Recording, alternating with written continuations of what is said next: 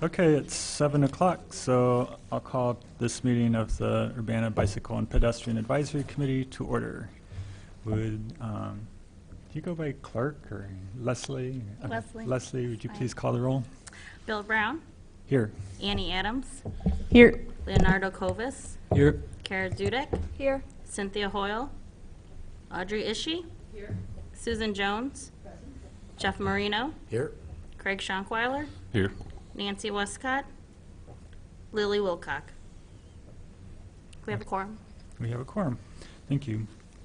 First, we have approval of the agenda. Are there any corrections to the agenda? Seeing none, is there a motion? Or do we need a motion? I move that we approve the agenda for the July 18th, 2017 meeting. I second that motion. Moved by Jeff, seconded by Sue. Any discussion? All in favor, say aye. Aye. Any opposed? Okay, that carries. The agenda is approved. Next, we have approval of the minutes from last month, the June 20th. Yeah. Are there any corrections to the minutes?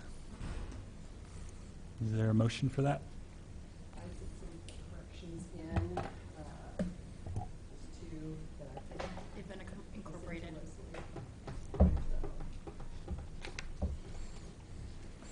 I move to accept the minutes with the corrections. Is there a second?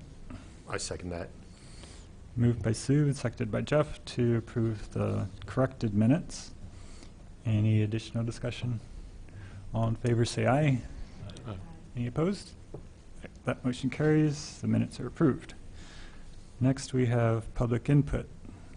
We didn't receive any cards from anybody. Does anybody in the audience want to speak? Okay. Unfinished business, BPAC survey update, Kevin Garcia. Good evening. Sounds kind of loud.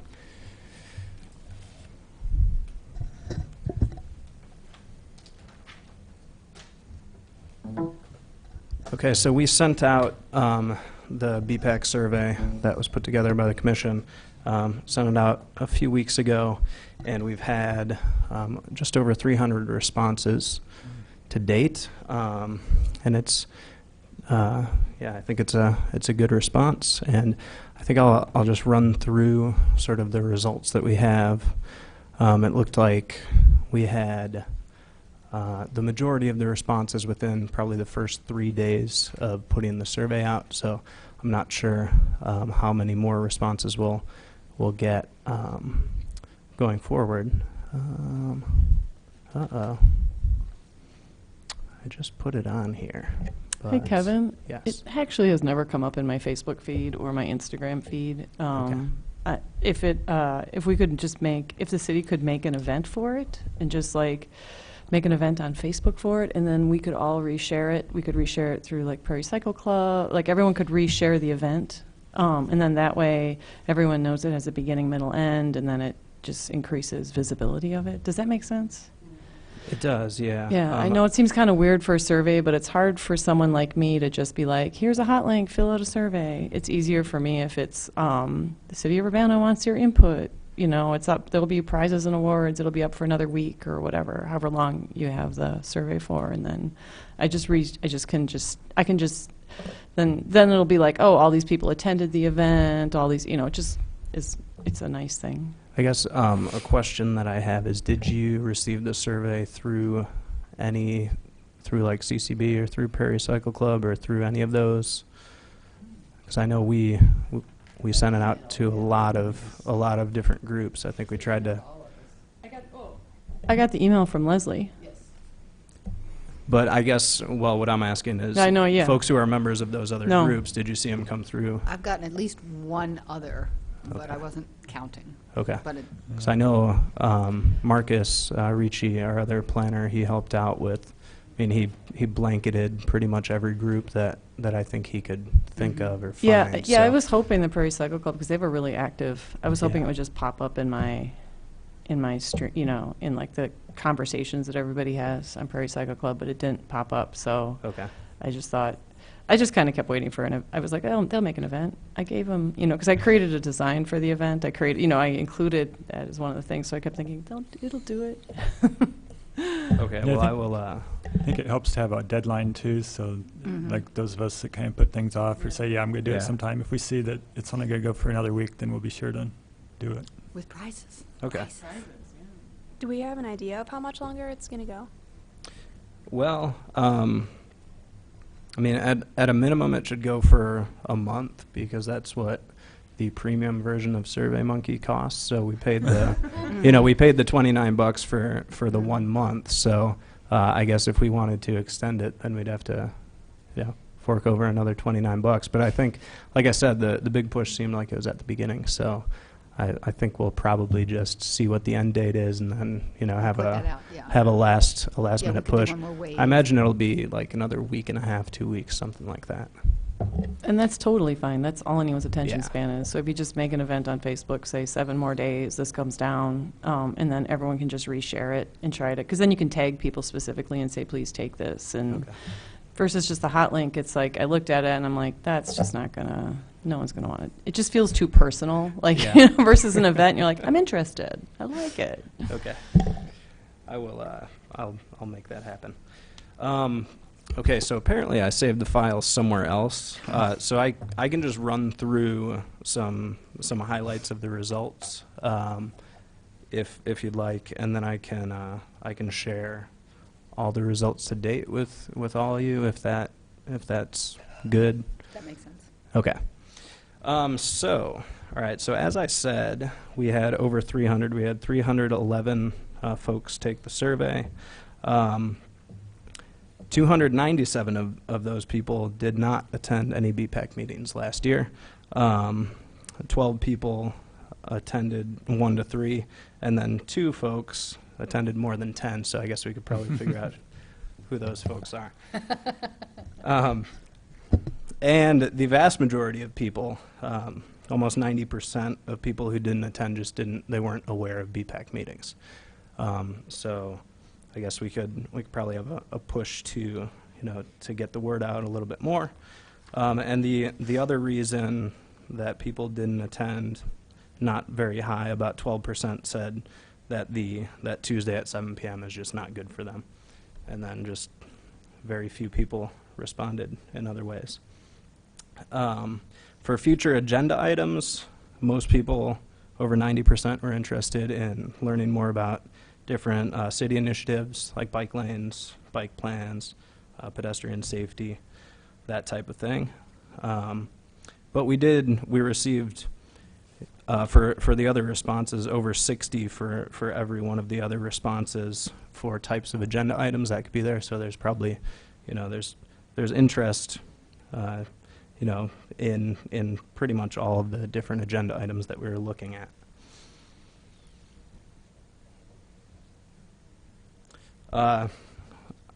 Say by far the thing that would attract more people to BPAC meetings, well, there were only 70 people who responded to this one. Most people just left it blank. But 40 people said food and drink offerings at meetings. I think in one of the comments somebody said pizza and a beer would help them attend. I don't know if we're going to do that, though. I probably said that. And then, so that was sort of the sort of an overview just of the BPAC meeting attendance, specific questions. And then we got into the biking and pedestrian questions. So most people, it looks like over 25%, most people that responded have been riding for more than 10 years. But there's actually a pretty fair distribution of people. About 20% don't ride a bike at all, but then the other responses got anywhere from about 9% to 20%. So I think we're covering sort of a broad range of abilities with the survey.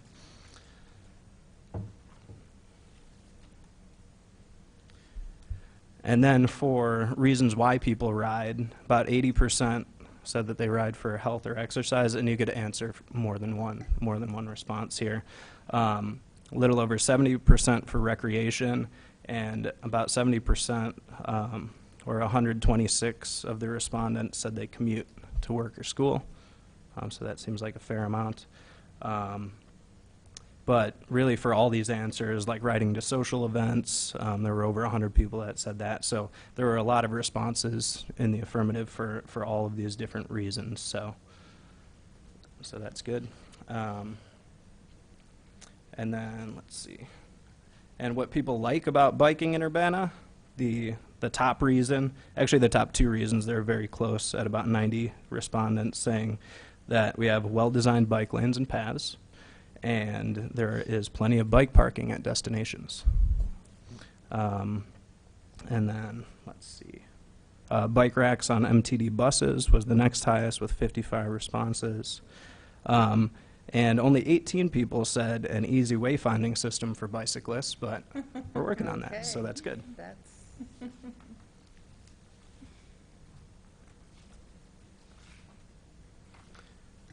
And then things that discourage people from biking. I think the largest one, just over 50% of the respondents, so about 90 people said frequent conflicts with people driving cars. Some folks, a little over 80 people said not enough bike lanes. 84 people said bad weather. 56 said they were worried their bike would be stolen. And I think, so in terms of how conditions have changed in Urbana over the past 10 years, about 44% of people that responded said that conditions have improved. 12% or 26 people said conditions have remained the same. Only 21 people out of 218 respondents said that conditions have worsened, and then about 76 people didn't have an opinion on that. Looks like we captured a lot of people that walk. I think there is a good distribution of, just like we saw in the bike responses, there's a good distribution of frequency of people who are walking. The question was at least 15 minutes. What was it? At least 15 minutes at a time. And 74, and that was the highest number, 74 people walk that much every day. And then, like I said, the distribution's pretty nice across the other ones. Only 6 people out of 220 respondents for that question said they never walk that long. And again, it looks like the majority of people answered that they walk for health or exercise, followed by relaxation and recreation. And 94 people commute, and 106 people said they shop or run personal errands. And we got some pet walkers in there too. Probably dogs. Cats don't walk very well. Let's see. Okay. Almost 75% of people who responded to the next question said that they like that there are sufficient sidewalks to get to their destinations. 55% of people said we have nice streets. And 40% of people said that we have good sidewalk conditions. And 45% of people liked the push buttons for walkers at intersections. And then some things that discourage folks from walking is, I guess the top one here was that there are narrow or poorly maintained sidewalks in places, poorly lit streets in some areas, speeding cars, and then followed by not enough sidewalks or other facilities. And then on to conditions. Most people said conditions haven't changed in the past several years. I guess for the last one I said 10 years, but I think it was also several years. So about 40% of people said conditions have remained the same. And then it was split between improved or worsened just by a few folks. And in terms of, so then we had some demographic questions, and I was surprised that the age distribution it seemed really well spread out. Like, we weren't just capturing folks of certain, of one age group or another. So the youngest group, there were 28 people that responded. The next group, the youngest was 18 to 24. Then going in decades after that, we had 54 respondents in their mid-20s to mid-30s. Then 35 respondents, 24 respondents, 39 respondents, 21 respondents who were 65 or greater. So yeah, I think the distribution was pretty good. In terms of folks' racial and ethnic backgrounds, the distribution was pretty favored with white folks. 168 out of 203 people that responded said that they were white. Got 10 Asians, 2 African Americans, and 5 American Indian or Alaskan Natives. And 22 preferred not to answer. It looks like the 12 people that had been to BPAC meetings all said they attended out of personal interest in bicycling or walking, so we didn't have any media representatives or people with professional interests like planners or consultants. And then so the breakdown of all this information that I send to everybody, it won't include all the responses. Well, I could include all the responses to the open-ended questions, but that might get kind of long because I think, you might have 200 responses, 200 comments to something. So I probably won't include those, but I did look at the question about which neighborhood you live in, and that looked to be, just from eyeballing it, it looked like we were getting people from all over the city, which was good. So I can look into that a little bit more, but I thought that was good. And that's all I've got for you. If anybody has any questions, I can answer those. Any questions for Kevin? I don't have a question as much as a comment. I just read a white paper this week about increasing civic engagement using design elements, and they showed people 2 pictures of meetings, and one picture of the meeting was inside, and then the other picture of the meeting was outside, and people overwhelmingly responded that they would attend the meeting if it was outside. And for BPAC, maybe if once a year we just did a meeting that was just focused on what's coming in the next year for bike improvements, I bet a lot of people would come, and if we just did it like Pizza M, and people could buy their own beer, or soda pop or whatever they want, if that's something we're interested in. I know we'd have to figure out how to do that, but I was frankly very surprised when I saw that, but for some reason, I think that it just looks more casual. I'm not sure, but that was interesting.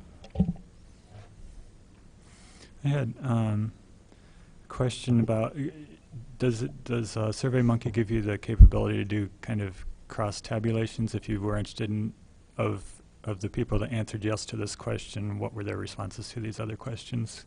I'm pretty sure it does. I didn't get that deep into the functionality, but I can take a look at that. You wouldn't want to do that for everything, but there might be a few things in there that might be worth looking at. And then for those of us who are over 50, if we can't remember whether we took it or not, does it automatically tell us we already took it if we try to take it again? I wanted to go back and look at some stuff. If you use a different email address, then of course it'll let you take it more than once. But if you use the same one, it'll say you already took this. Okay, that's good. It does identify your email. Okay. And then I guess I was a little disappointed with the African American turnout. Maybe for this last push, if we could tag our African American friends in our Facebook posts or something to try to get their friends kind of automatically, maybe that would help too.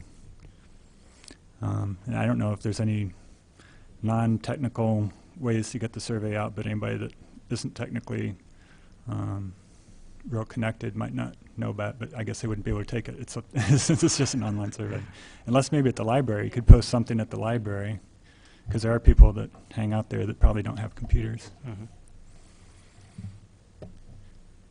Anybody else? Yeah, just one thing to piggyback on what Bill said about the crosstabs. I think, especially since you said we have a good distribution of people from around the city, I'd like to see if there are any differences in how people answer questions based on where they live. So that'd be great if we could. Yeah, that's a like Possible. condition of sidewalks or something like that. If that came up in just certain neighborhoods, that would be interesting. Yeah.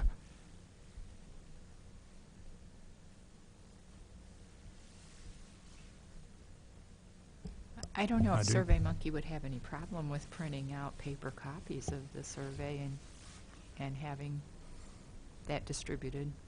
You can, but then somebody has to enter all of the responses, and so that's the problem with doing it that way. And then you can't enter the data back into SurveyMonkey. You'd have to create another analysis tool to add it all up. And so it doesn't really, I mean, it adds a whole lot of labor to trying to analyze the results if you do paper copies.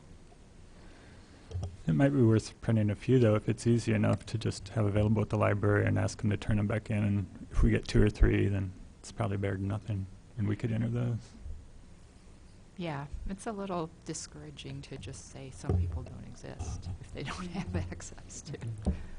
Yeah, I the think internet. we should send it to the Independent Media Center, and they've got different kinds of programs and camps going on there. I think that they would help give people access. And I think if we put flyers about it at the library, especially by the computers, then people can access it using the library's computers. And that would get them directly into the survey. And Brian Dolinar would be the director of the IMC, and you could try to contact him, and see if that would work.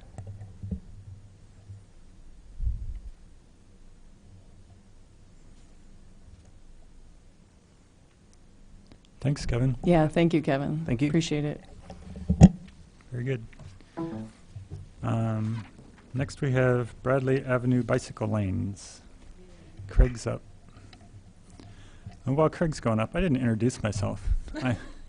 I'm your new chairman, Bill Brown. I'm on the city council, and I was on the library board for the last 4 years. So then for our next term, I switched to BPAC because Cynthia was only supposed to be temporary, and we were appreciative of all the time she put into it, and all the time she will continue to put into it. And I think I've known many of you for years, and I've seen others of you on other boards, so feel free to ask me anything or educate me on how you do things here too. Okay, Craig. I thought I'd give an update to where we're sitting with the Bradley Avenue bike lanes. We were able to go out to bid here the last month with a rather large, we call it actually the 2017 pavement marking project, which is inclusive of the Bradley Avenue bike lanes. We got phenomenal bids. Local contractor Varsity Striping will be doing that work. That work will actually be starting tentatively next week. The bike lanes would go in probably in the next couple weeks. Our signing crew is doing the signs in-house. Those are in, and they've called in the utility locates. They'll be putting up posts, and then we'll hold on the signs until we actually get the bike lane striped. With the Bradley Avenue bike lane project, I think I'll summarize just briefly for everybody. The project limits are from the west city limits at the Champaign boundary over to Lincoln Avenue. Within the first section there from the west city limits down to Goodwin Avenue, we'll have a parking shared bike lane on the outside which could be used by bicyclists when the parking area is not used by either the church or the new funeral home that's in place at Leak and Sons. East of there, Goodwin Avenue will have basically buffered bike lanes with, so we'll be narrowing the street width. Right now it's like a quasi 20-foot wide width road. We'll take it down to 10-foot wide. We'll be putting in a 4-foot buffer zone and then a 6-foot bike lane adjacent to that. down through there. Approximate cost, just from the bid tabs, what I can recall, it's about $13,000 to install the bike lanes on Bradley. With the pavement marking project, we're going to be taking all the fair markings, we rate the streets and take them all to good. So with this large project, we'll be able to basically reset everything that isn't the best right now to get it at least acceptable all the way through the city. We also have added additional bike symbols throughout the city. So we'll be doing spot locations, you know, where say there's heavy use, particularly Main Street. There's some that we've installed a couple of years ago, but now they've worn a little bit. So this is a good chance to reset that. So I would urge you and the public also, you could always drop me a note if you're through your bicycle travels, you know, you see something. We are out and about, my crew's out and about all the time. We make notes, but if you folks see something, you know, drop me a note. You know, my name's Craig Schunkweiler, just for the public, and they can find my address on the staff directory for the city website. But this is our chance to reset everything and get the whole city up to snuff with that project. So anybody got any questions about the project? Cynthia? Yeah, I have a couple of questions. One is on South Philo, where we currently have sharrows. Are you going to restripe those? And if you are, will you be moving them out a little farther into the lane? When we originally did those, we had them about 3 feet, I think, from the curb. Right, and I think at that time when they were put in, that was the standard Recommendation. Mm-hmm. Right, it was about 3 or 4 feet from the edge. Mm-hmm. I'll have to look into that if Okay. we have those on there. I don't recall that we were going to do anything with those, but if they are worn and we think that we need to and we want to shift them over, we could look Okay. at that. And I had sent a note to, I think I copied you, and it was in Brad. I don't know who's responsible for maintaining the side path on Windsor between Philo and Vine. It's on the south side.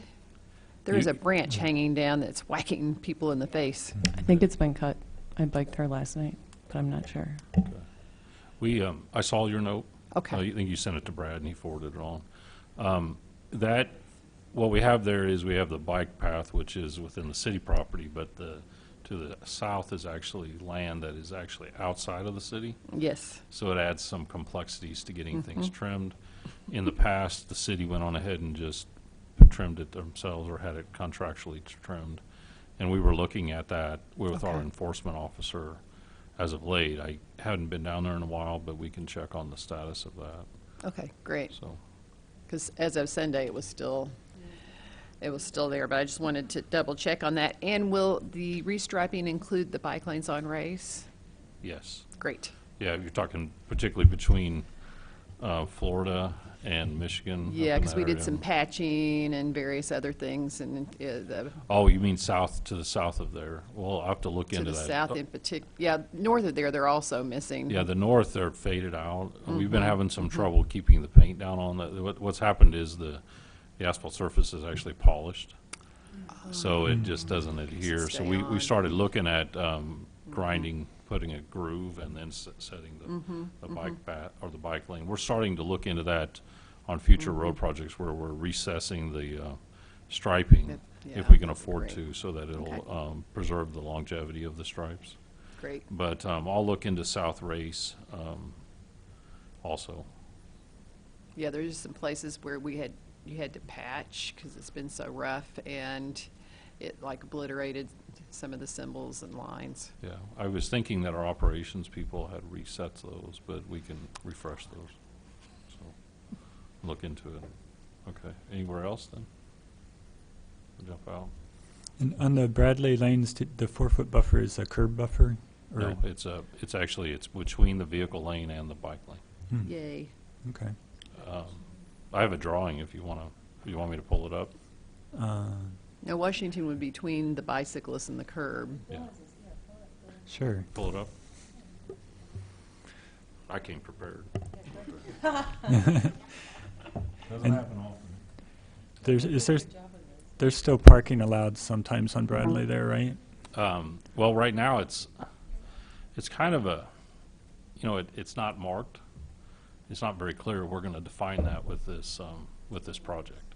So you can park like west of Goodwin, and you'll see that with the church over there. But we will actually define that location now with this. Bill, what's kind of exciting about this is it basically takes it from like a 2-lane-ish car road. You know, when you drive down that street, cars kind of jostle and speed by you and stuff, and now it's going to turn it into a very clear, this is one way, this, like, for the cars, you drive behind each other, and then the bike lane is going to be very clear as well, but it's actually really nice. So we'll start on the west end and work towards the east. If you didn't know it, engineers think west to east and south to north. That's how we do our plans.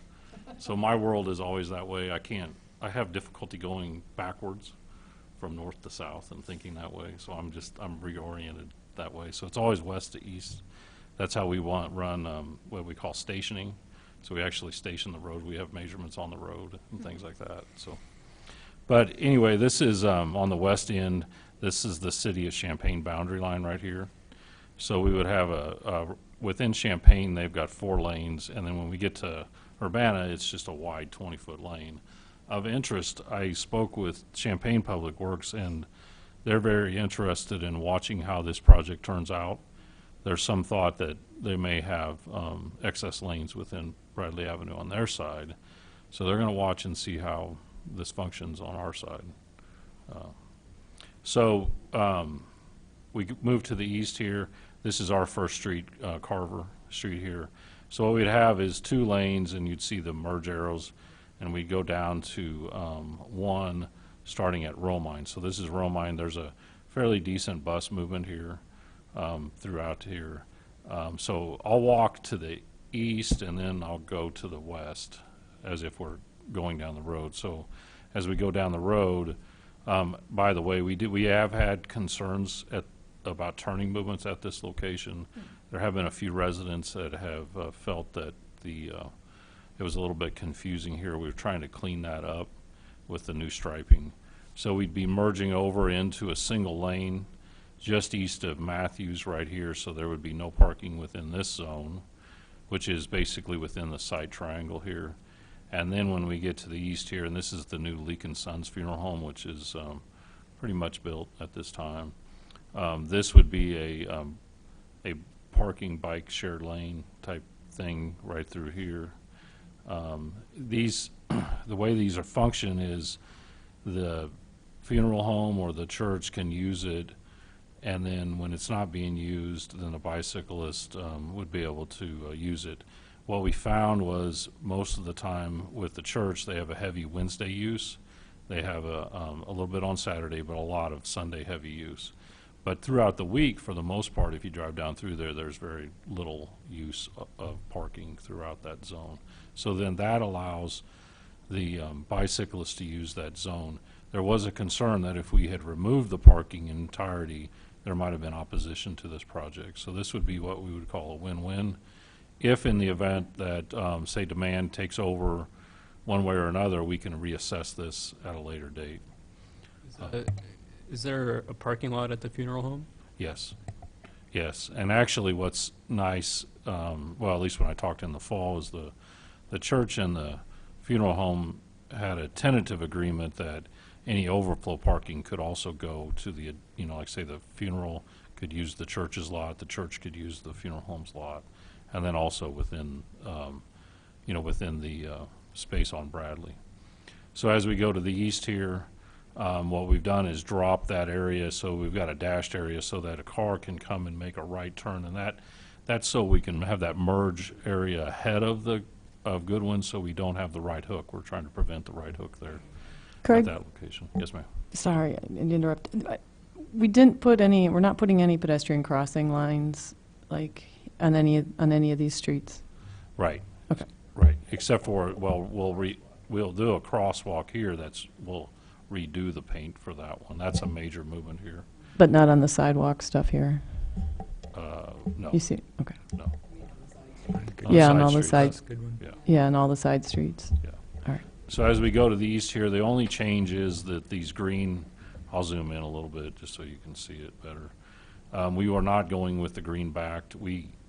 Price-wise, it was about $9,000. It's very expensive. So it was one of those things that we had to kind of pick our battles, and that wasn't one of them we wanted to go with at that time. It's really expensive to put that kind of stuff on concrete and get it to adhere and not be slick and everything. So now with that being said, we have some pilot project that we're looking into with the striping company where maybe a few locations we can get a company to come in that they can use their product and kind of just do it like a test and see how that would work. So so this would be the 10-foot, then we'd have the buffer, and then the bike lane. Actually, it's a 6-foot buffer and a 4-foot bike lane.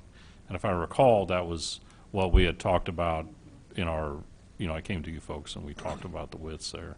So we decided to go with the wider buffer and the 4-foot lane. We also have a 2-foot gutter pan, which we really don't, that gives you 6 feet, but a lot of times we don't count that.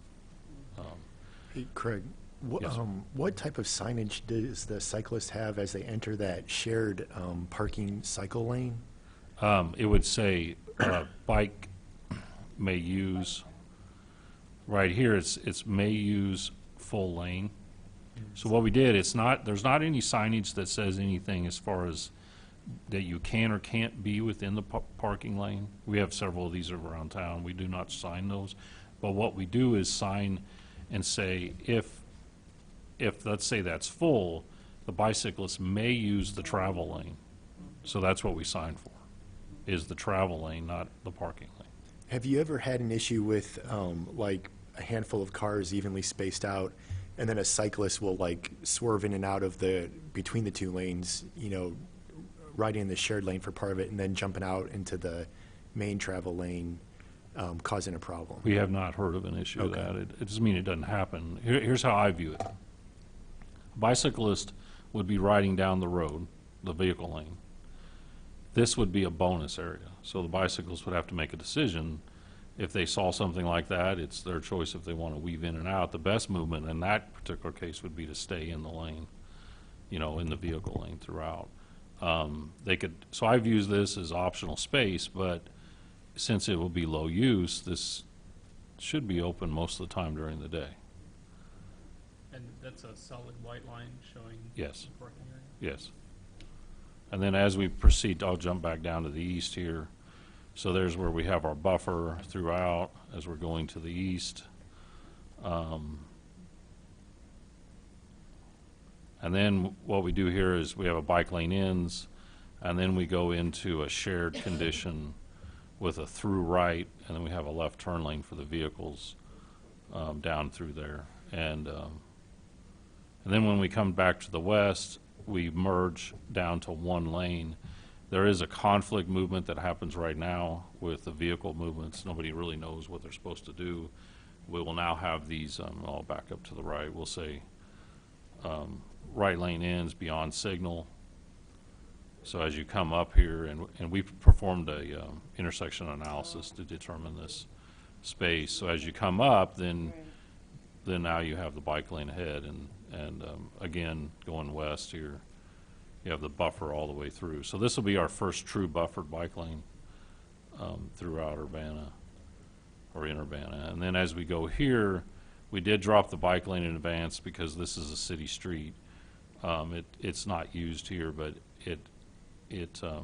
we wanted it to be consistent where a motorist sees an intersection and understands throughout the city that there are they can pull over into that space so they can avoid the right hook. And then as we get to here, the movement would be back over into the vehicle lane. Although, if nobody's parked here, I expect the bicycles will just go right down this buffered area. And then we have this large area here. I have seen on Sunday mornings this whole area packed with cars. So, and I'll just zoom out just a little bit more. So this will define that space. This, of note, this side is in Champaign. When I go back up here, this is the city of Urbana-Champaign boundary. This is also right down the middle of the street is the city of Champaign this side, city of Urbana this side, as we go. So we coordinated with our friends over in Champaign, with this project, and made sure we got their permission to do this type of approach. And then as we come up here, then we'll drop the lane and then go back to a 4-lane road at Carver. So that's what's in the plan here. It's really, I'm excited because I think it's a blank slate that we have, and we can reorganize the space to something safer. We were down there looking at potential sign locations last week, and we're driving down the road, and I was in the passenger seat and with another engineer, and the car whipped past me, just flew past me to my right, which is really an unsettling movement. This will clean up that space. They should not be over there then when we're, in the future. So, any questions? Cynthia? Do we have any bike counts for the road now? Do we have a pre-count? I have peak hour counts at Carver and Romine and Matthews. Okay. And I have 12-hour counts at Bradley and Lincoln. Good. Of bikes. And then I also took I did a pre-speed study. Right. So I remember have that Yeah. down there east of Goodwin where the Yeah. buffer is at. So the goal there is then we would do a post Slow. after things settle down and everybody gets used to it. Cool. Maybe this fall or next spring. Yeah, it'd be great to have a before and after analysis on that. And remind me what the functional classification for Bradley is? I believe it's a minor arterial or collector. Minor arterial, I think. Yay, that'll help us with our I believe it's a minor arterial. bicycle-friendly community recommendations. And then the last one was, I think one thing we may want to sort of watch and talk with the church and the funeral home about is that I'm anticipating with the funeral home across the street and the arrangement for overflow parking, a lot of that street parking will go to their parking lot on Sunday mornings. And so we're going to have people crossing the street there. We're going to have large numbers of people at certain times crossing. And we may end up with a request for a crosswalk there. So that's something we may want to keep an eye on for future consideration, because we're sort of setting up the way they've got that arranged. People are going to be crossing there in large numbers. And I know that that has come up a lot for you with the church on Lincoln. And maybe some other places too I'm not aware of. But Yeah, let me look up Bradley functional classification, but that's a good point. As of late, we've been studying quite a few mid-block crossing locations requests that we have throughout the city. it's going to sort of create a demand there that we didn't have before. We have the document I'm pulling up now is the capital improvement plan, and within there we have maps throughout the city that we use. This is kind of me and Brad Bennett and Bill's, what we refer to time and time again. This document, if you didn't know, tells you what's been built, like say last year, what we plan on building this upcoming year. So it has like the 2018 construction projected. And it's online. Yeah, and it's online, and the proposed sewer projects and things like that. But let me get to. That's the one of the documents I always take to city council meetings, but I didn't bring it tonight. So let me see here. Here it is. It looks like it's a major collector. So it's a major collector. Yeah. So that would be up here, major collector. One map, as I'm just diverging here off, is that you might be interested in is the bicycle system. We have a little bit different map that this is a map here with the existing bike facilities. So in the master plan, we show a lot of proposed, but what we went to a couple of years ago is we decided that we really benefit from having what do we have, and that way we could see what gaps we got. Of course, we have all this in GIS, and we can turn layers off and on. But this is the one that, to date, of all the bicycle facilities, I'll just zoom in, throughout the city and everything. So we start looking at gaps and how to close things up, stuff like that. So any other questions then? Jeff? Craig, what was the date on when the striping would be likely done? Or with the public? We would be, say, mid-August or so. That's what we're looking at, yeah. Are you going to do like a ribbon cutting ceremony or anything? We could. Oh. You want to cut a ribbon? Yeah, that'd Okay. be great. No, Yeah. I don't know. You did one for the Philo Road striping project, but that, I guess that was a bigger project. Maybe this Right. doesn't warrant it. We could. Be honest with you, right now, we're in the implementation, and once we get it going, it's just taken so long to get to this point. And we could look into that. Yeah, we can do that. I mean, what we'll do is probably talk to the mayor and see what her preference is and how she wants to handle it. Of note, the funding for this, we use actually two funds. We've got, they're basically general revenue funds. They're transfers to the general revenue fund. But I have an allocation every year for bicycle facilities, and that funds all of like Bradley Avenue and all the bike lanes. But then we're also striping, say, Lincoln Avenue. We'll do the center line stripes, and that comes from a different general fund. So we use that. That's how we fund this. Kevin? Craig, was there consideration at just east of Lincoln Avenue? You were showing you were going to have that sign that says right lane ends after the stoplight. Was there consideration given to just making that a right turn only lane going north on Lincoln to eliminate that whole two lanes merging into one? Yeah, we looked at different configurations there, but the traffic is fairly heavy at that location. So when you start channeling everybody to one lane, then you get a large backup. So we were trying to avoid that.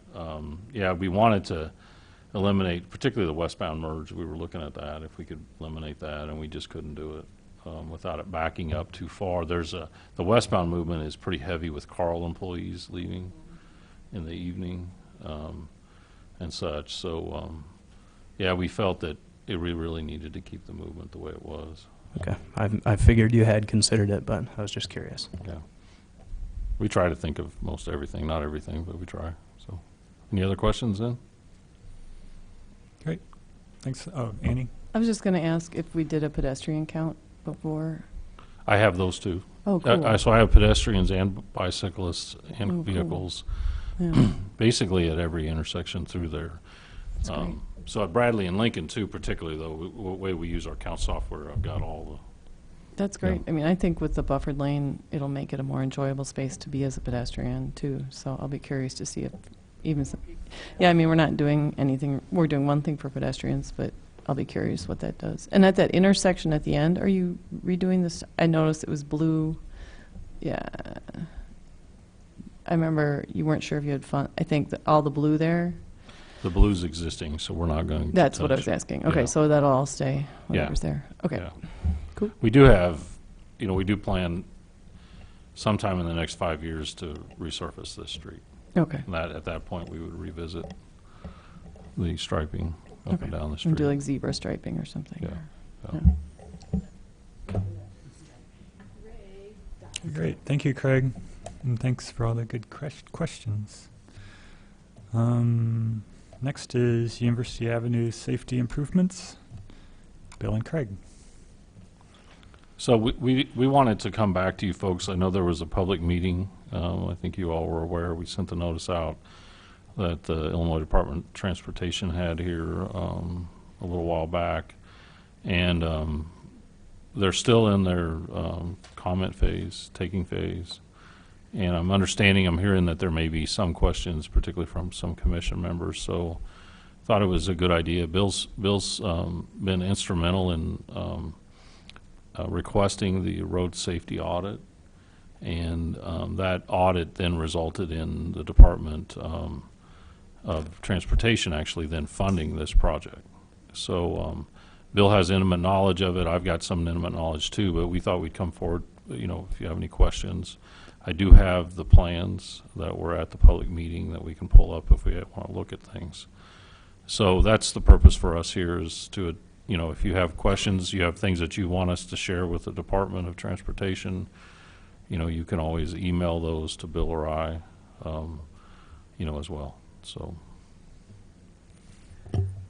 When I called and chatted with you about it, you had suggested that I send my comments directly to the folks at IDOT, but I'd be happy to send them to you instead. And I have on my calendar to write that up this week. So and I sort of ran through them when I talked with you, so I'm not going to go through those again here, but I'll write that up and send them to you. And then I guess if anybody else has any, you can compile them and forward them for us. That would be great. Okay. Annie? I have one technical question, and then I have a lot of other questions. My first question is for in Urbana, does anyone know what the right term is for the letter that I've composed? I say, lastly, hundreds, if not thousands, of new residents are moving into transit-oriented developments on University Avenue. Do we have a designation for that? Do we call it mobility-enhanced developments, or do we have a term for what all the high-rises coming up on, or low-rises coming up on University Avenue? Do we have a name for what we call that area, or are we not? I don't want to call it something that you know, that no one else does, or that they're just like, no, there's no designation for this. You're making this up. Sounds like a good planner question. It does. As a planner, I don't think I'd consider those transit-oriented developments, because most of the students that are moving into those are just walking south across the university to campus. So, I mean, they might get on buses So they're not- at times, but it's not. And they're not bringing cars? Are there cars? What's the parking requirements in those buildings that are coming up? There are usual parking requirements, so basically it's half a space per bedroom, so one space per two people that live there. So basically, the majority of people are going to be moving on foot or bus or bike. They might be, but I mean, because they're going to be going more than to the university. They're going to be going to downtown Urbana, downtown Champaign. Yeah, and they might not drive as much as, you know, as people in a development somewhere that's more auto-oriented, but it's really, I don't think it would meet the definition for transit-oriented development. Okay. So, but Annie, I would like to add in there that we have some planning documents in the, we have an implementation plan, the mobility implementation plan, and we called it mobility enhanced development, and that is a document that's officially out in the community. And these developments are, they do meet that definition because they have enhanced access to buses and walking, and in some cases, bicycling. okay. Thank you. The other question I have is well, it's like a double question that I have for IDOT. If you've been following the news, we've seen all the flooding up in Lake County, and we all know that we're getting a lot more rain, like, quickly these days, and so a lot of folks, when they're redoing Streets for Safety, are doing like stormwater improvement projects, and they're working with their tree canopies, they're doing tree trenches, stormwater planters, bump outs, and porous streets.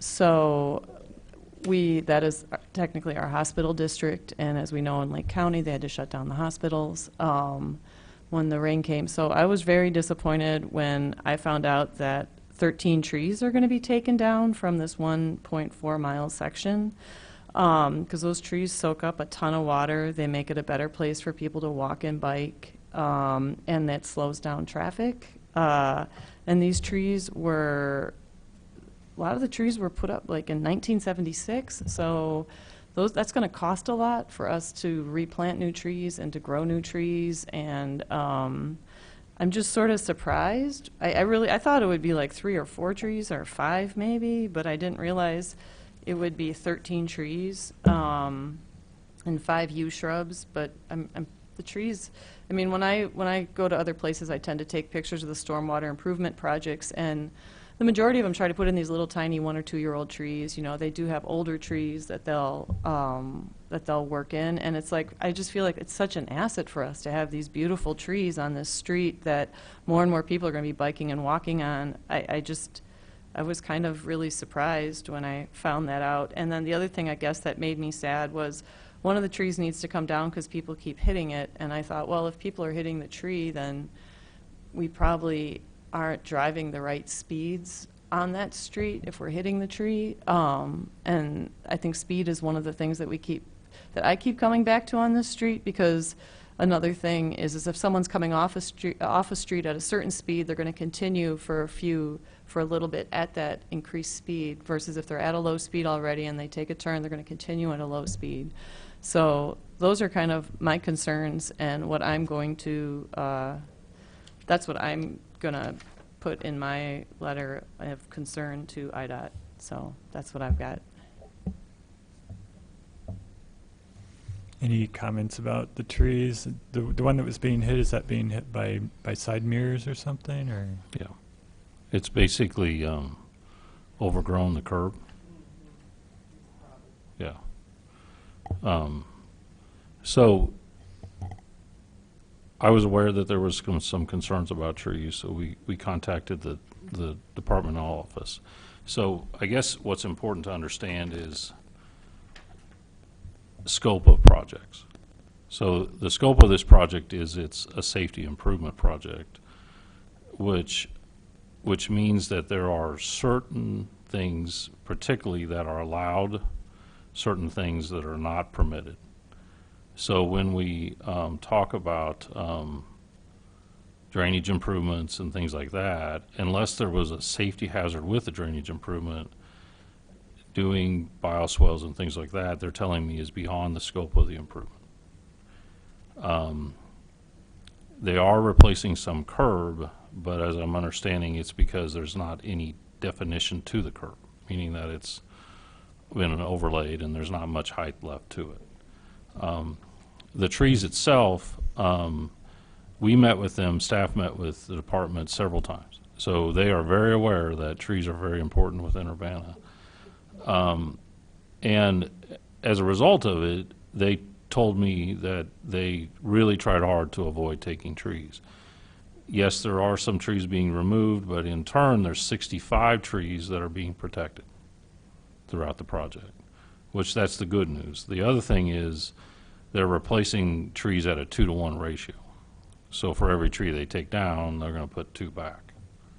And they would pay for that cost of that. Now, the reason they're removing trees, as we're understanding it, is it all comes down to a safety or condition of the tree.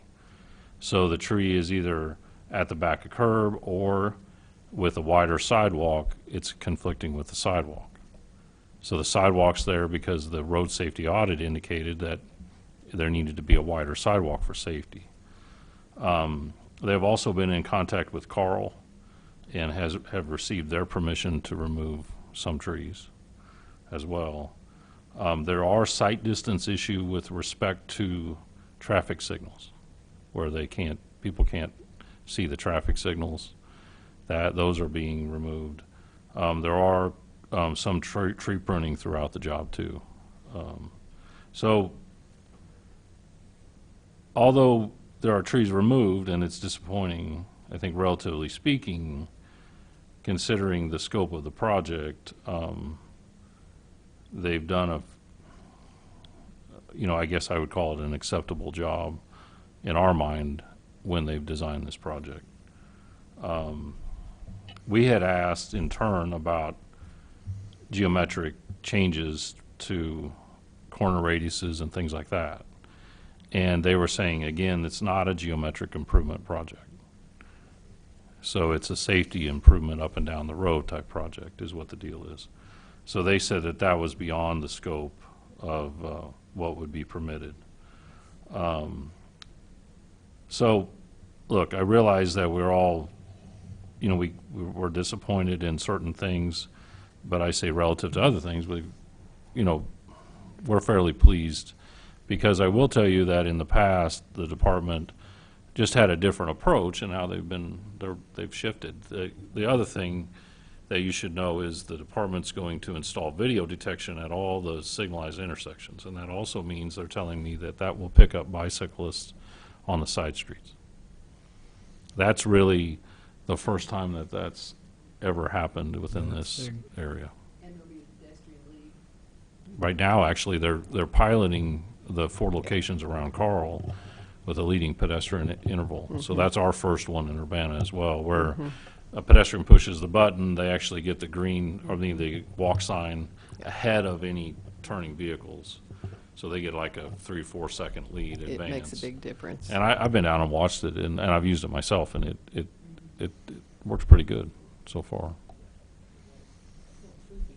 But feel free, Annie, to send your comments in, because, or if you feel comfortable sending it directly, we can give you the contact information for the lead engineer, and then just send it yourself. I mean, I'm growing a tree in my front yard right now that the city planted, and it's a ton of water, and it's a ton of care, and it's a tiny little tree. And when I see trees that were put in, like, in 1976 that are going to be cut down, and then they're going to replace them with another tree that someone's going to have to put in a ton of water in and a ton of care in, and it just kind of breaks my heart. And then when they say, well, it's because we're trying to get a pedestrian path in, that's why we need to cut the tree down. I'm like, well, pedestrians don't want to be in a space that has a 2-year-old tree. They want to be in spaces that have trees that were from 1976. That actually provides cover, you know, from the heat and the rain, and makes it more interesting to be in, and creates a more low-stress environment because you're further away from the car sounds.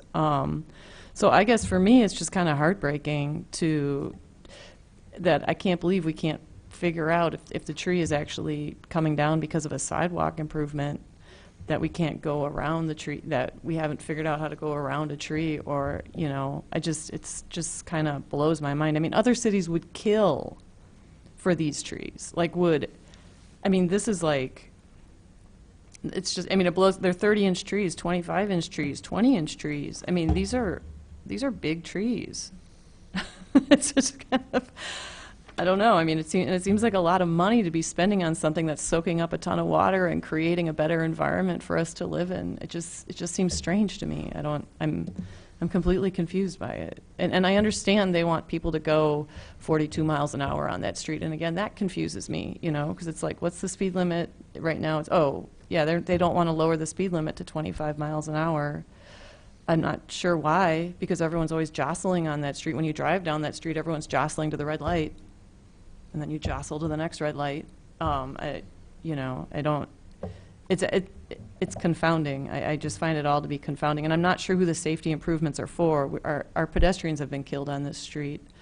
I'm not sure who the safety improvements are for. That's what I'm confused about more than anything, especially since we're adding a lot of pedestrians, a lot of cyclists, and a lot of bus riders on the street. They're going to be the heavy users. It just feels to me like we're trying to create a nicer highway, a nice highway, and I'm not sure that's going to increase property values. So, yeah, you're more than welcome to send your comments in. I'll speak to the speed issue. The department conducted speed studies and did analysis. They determined that some zones would be best left at 35. There was one zone where it could drop to 30. We discussed that at a traffic commission meeting where the police chief was there. We felt that, and I'm on the traffic commission, that it's best to have a uniform zone, not to have it go up or down as we're driving down through the road. We talked about lowering the speed limit and what results that could give. So as an engineer, I'll speak to people only drive what the character of the road gives them. So in this particular location, if we went to 25 or 30, and we discussed 30 heavily, dropping that down, IDOT was very specific to the police department and said that there would have to be enforcement pretty much all the time. So when it came down to that, then the police chief said he does not have the resources to do that kind of enforcement all the time. That's the only way that would bring that we could get 30 mile an hour. So In the end, at that point, we didn't make a final decision, but we didn't decide also to lower the speed limit. So I will tell you, though, we discussed it, we weighed out the pros and cons with the commission, and we listened to their results. We, too, want it to be dropped down, but when you drop things down, you can also have ancillary effects. It seems fairly straightforward, hey, let's drop the speed limit with a sign. But what usually can happen is you can drop it with a sign, and if the character of the road doesn't help you, you can actually get compounding problems.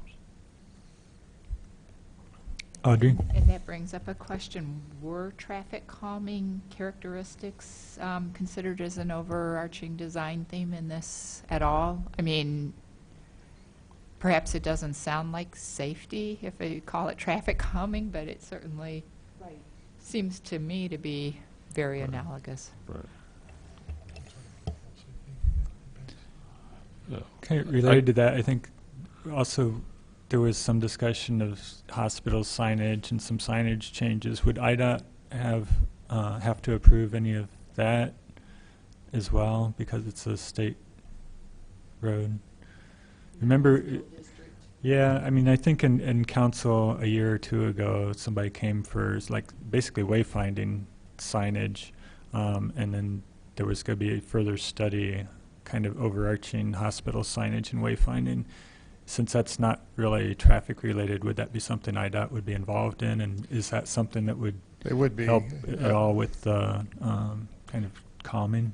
There was some signage that Carl had suggested at McCullough and University Avenue. As it turned out, that signage was never permanently installed. It was there for a short period of time, but between confusion and visibility, it was removed. So we've not seen any updated sign study or sign suggestions. Just a couple other comments about the speeds. One thing, too, that IDOT stressed with us was the reduction of speed would also add to the lack of efficiency at the intersections, i.e. the level of service would degrade, i.e. longer queuing, longer time to get through the intersections, et cetera. And some may think, well, what's the big deal with that? And I think you have to understand that this is an arterial roadway from a classification standpoint. By definition, we want through traffic. We want traffic to go between Champaign-Urbana and Danville to Decatur, wherever their destinations are, on this roadway. Intentionally, by design, since the mid-90s, we have been discouraging through traffic on Green and Springfield Avenue on campus. But to encourage through traffic, Florida Kirby, Lincoln, if you will, University Avenue were our arterial streets. You know, we have to have some designation for drivers for streets to use, and University is certainly one of those streets. So it's a delicate balance between traffic calming, if you will, or reducing speeds, what have you. It's a real balance here, but I think IDOT has a good combination recommended with curbs where there are none, wider sidewalks further away from the back of curb, not at the back of curb. Improved lighting, street lighting throughout the project is huge. All new signals, signal equipment, yellow backplates to make the signal heads more visible. They're going to introduce the flashing left arrow caution. Proceed, you know, at caution, which we don't have in this town. Actually, we don't have in District 5 at all. So there's striping will be the ladder striping, not just 2 6-inch ped lane lines. So the striping will, for ped crossings, will be much clearer, more definitive. There's just a host of things that they're doing to combat the 7 or 8 fatalities that have occurred within the last 10 years. So they had a team of experts in this road safety audit that was done several years ago with various backgrounds looking at the safety of this area from various aspects and came up with these recommendations. There was a council presentation on their findings and their recommended improvements, which now we're seeing. Craig touched on this, but it's hugely beneficial to us that this project is being 100% funded by IDOT, Highway Safety Improvement Program funds. I can tell you, historically, the city of Urbana would pay 100% of the cost for the street lighting, 100% of the cost for the sidewalks, at least 50% of the cost for the signalized intersections. It would be millions of dollars of cost to us, which we don't have. So something else is that the improvements at the intersections with accessible pedestrian, signals and countdown signal heads and things to accommodate people with various disabilities. Not even 10 years ago, I fought for those at some of the intersections in town, and they would not consider those. There's been some change of personnel that have really helped a lot. So when I see LED lighting for street lights, wider sidewalks, improved intersection improvements, and it's all at IDOT expense, I have to tell you guys, gals, ladies, gentlemen, that this is a huge change from 10 years ago. Huge change. So, no, we don't have bioswales and stormwater improvements. That would be nice, but it's along a state route. Hopefully there'll be other opportunities elsewhere. And you're absolutely right. We love trees too, and we cringe when we see them coming down. Our arborist is concerned about it. But I think at the end of the day, we're going to plant trees in the right location, not where they grow right behind the back of curb. Technically, you shouldn't have any obstacle less than 2 feet, really 3 feet from the back of curb. Not only mirrors, but people can hop the curb very easily and get back off onto the roadway. And when there's an obstacle that close, that is a dangerous situation. And what's the current traffic on University? Say it. The counts, Lincoln, they're in the mid-20s. Mid-20s. And that's not 20,000. likely to go down, especially with more development on University and downtown Champaign. Correct. It's been pretty steady. It's not a huge jump, but again, we are intentionally shooing cars away from like the Green Streets of the world. Okay, I mean, their traffic volumes have dropped 20-30% on campus. Okay, we're making it less likely to drive it. At what point would the state help fund, say, a grade separation, like a pedestrian tunnel at Race Street or something like that? I don't think it's financially feasible at all. Even if we got up to 40,000 or something? Correct. Okay. The main reason is they're not used. You can spend millions of dollars and build one, and they're not used. It's a lot easier to wait and cross at a signalized intersection, whatever, than build an over or underpass. Now, Carl has them because of the mere fact of what their business is. They have underground and overhead tunnels, if you will, bypasses. But generally speaking, if you look throughout Illinois or the United States, a lot of times they're a colossal high expense. Yeah, I can understand if you have to walk up or walk down, but like at Race Street, say, where you have the grade goes up anyway. If you don't have the volumes of PEDs there, you just don't have the volumes to warrant it. Yeah, I mean, you have to have a huge housing complex across the street of a 3,000 student high school or whatever, and then the only way to get there, then that may make sense. Okay. I mean, Vine and Windsor has been asked about that many times. It doesn't warrant the expense. Yeah. Grossly expensive. It was even discussed at the MCOR project in front of the union. That would probably be the number one candidate, and it didn't win out. They're really expensive to install. Audrey? I'd just like to point out that Seattle just unanimously, the city council there just unanimously approved lowering the speed limits for major arterials from 30 to 25 and residentials from 25 to 20 in the pursuit of Vision Zero, which obviously 7 deaths in 10 years is a long, long way from zero. I think maybe slowing traffic, it does make it possible to reduce the space between cars, for example. The cars can actually carry the same space can hold more. I think the possibly, is it possible for the city council then to, it's IDOT that actually determines the speed limit, Yes, right? that's But they correct. take into consideration the desire of the local city council then and the Traffic Safety Commission, Right. which...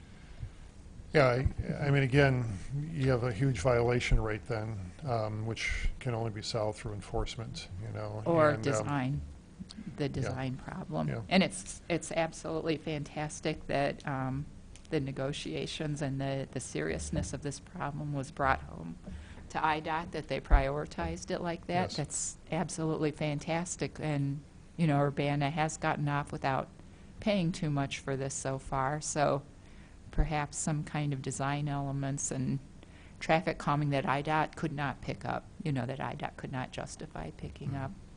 Perhaps Urbana could step in and take a look at that. Because, you know, we keep talking about engineering, but, you know, it's also wonderful if behavior can be altered by the environment that's provided. Annie? I was just saying, Champaign did a great job with Green Street, and they're continuing to do a great job with Green Street, making it a pedestrian-friendly. They're making a lot on tax revenue there. It's a very profitable street for Champaign, and I guess that's kind of a hard thing for us to say, well, it's okay if we're funneling that traffic, you know, right down University Avenue, and it's okay if we just take a hit, because people don't really need to get to Crystal Lake. You know, they can get to Crystal Lake. We'll figure out a way. People can go around, you know, they'll get there, and I guess that sort of bums me out. But the other thing, last thought I would just like to have is the cities have to bear the cost when there's flooding. You know, I mean, I know there's going to be a disaster area up in Lake County, and I know they're going to be applying for federal funds to help with cleanup on that. But a lot of insurance doesn't cover these things. So it's just something for us to be aware of if we're creating a space for water, to be aware of who's going to, you know, who's going to end up bearing the burden for that. Okay. Jeff? I did have a question. You mentioned there's 7 or 8 fatalities in the last 10 years. Were those all automobile accidents, or were they automobiles hitting pedestrians? Yeah, we're talking autos hitting pedestrians. Okay. I had another question. You mentioned that IDOT was going to replace the trees that they're taking out at a 2-to-1 rate. Where were they planting those other trees? I would assume off of University Avenue. Or have they identified a location for those? They haven't identified. They're not at that level yet, but where they're talking, it would be back within the limits of University Avenue. Oh, like off of the side streets? No, along University Avenue. Oh. So the 65 that are being protected, there would potentially be more if they relocate those 2-to-1 back on University Avenue? Yes. Oh, so there could be more trees as a result of this? Yes. Yes. Oh. Yes. I guess one other question. I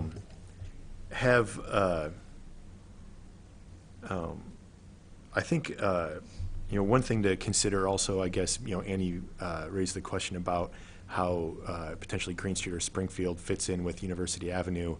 You know, RPC, I guess, has done a bike plan, and they're working on a pedestrian plan. One thing to consider would be a transportation master plan and how that would tie together a bike plan, a pedestrian plan, but also an overarching kind of road network. And then there could be justification for, you know, keeping University as kind of a thoroughfare if you're condensing the cyclists and pedestrians at Green and Springfield. It'd create a kind of a better picture, a bigger picture for everybody to see how they all tie together. So something to think about. Audrey? Yeah, and one other point about as Annie mentioned, you know, maybe it seems that we have nothing but Crystal Lake Park to slow traffic down to consider getting to, but actually we do have wonderful business along University Avenue that just need the chance for people to know they're there. Flying by there, they just don't even realize they're there. There are things at 5 Points that could be thriving, that should be thriving. It's a really interesting set of businesses there that no one can see or do anything but think about getting the heck out of there. That's the kind of street it is, and I realize IDOT is not concerned with anything but getting us the heck out of there, but I think Urbana needs to be really taking a look at that priority-wise, and especially as it's been highlighted by the horrible sacrifice of lives on this street. Okay, thanks. Is that it? Kevin? I have one final question. Was there, so I know we're not considering geometric changes to reduce speed. But thinking about behavioral change, was there any consideration to timing the lights on University to a slower speed than 35? Because I've been on roads, Bloomington comes to mind. Can't remember what their speed limit is going through their downtown, but you go with the exact speed limit and you flow through downtown, so there's no reason to speed, because then you just get caught by a red light. So I don't know if they've given any consideration to timing. There has been consideration for timing, and I think they're still trying to work through that. But yeah, there's been some discussions. We've asked that question ourselves. You know, could the timings be adjusted such that it helps lower speed? So that is a question that staff has asked them. Yeah. Excellent. It's nice to have two one-way couples in a city and do progression. It works real well that way. So, Okay, great. Thanks a lot. Yeah, so feel free to send me comments. Try not to wait too long. We don't want to let the door shut. I don't know when the exact limit is. I'll be but- sending them this week and discussing how the geometric changes at the intersections I'm talking about are about improving safety. But Okay. not that I expect that'll change it, but I will put that information in there. Okay. Thanks.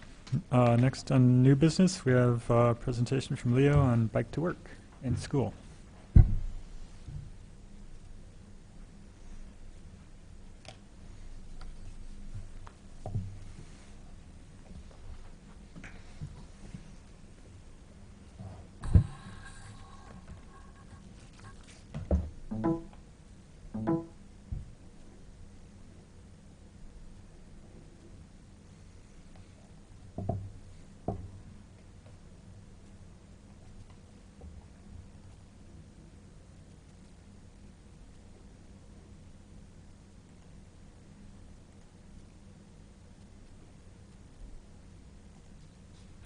Okay, cool. So I'm just going to do a quick overview of the results that we got from Bike to Work Day and Bike to School Day, which were last May. So a little bit on the numbers of how many people participated, and also some of the results of the registration survey that we had. And then, you know, hopefully this can help us inform how we approach these events next year to get more people involved, and hopefully different types of people as well. So first of all, there was Bike to Work Day. That was May 2nd. We had 10 different stations throughout Champaign and Urbana. 454 people went online and registered, and 397 people actually stopped on their way to work and got a muffin and a t-shirt or whatever at one of our 10 stations. So these were the 10 stations throughout Champaign-Urbana. We had, I think this is 4 in Urbana and 6 in Champaign. Kind of clustered a little bit in the downtown university areas, but we also had a couple locations that were further out to get more people involved. So like I said, 454 people registered. Of those 454, 296 stopped at a station, and another 101 people who did not register beforehand stopped at a station. So as far as we know, those were people who didn't know it was Bike to Work Day, but they were biking to work and just happened to stop. So I'm going to talk about the survey results that we had, and that's going to be for all 454 people, not just the ones who registered and signed up, but just so that's clear. So these were the results per station. So you can see downtown Urbana had the most. The brown bar on the bottom is the people who registered beforehand and showed up.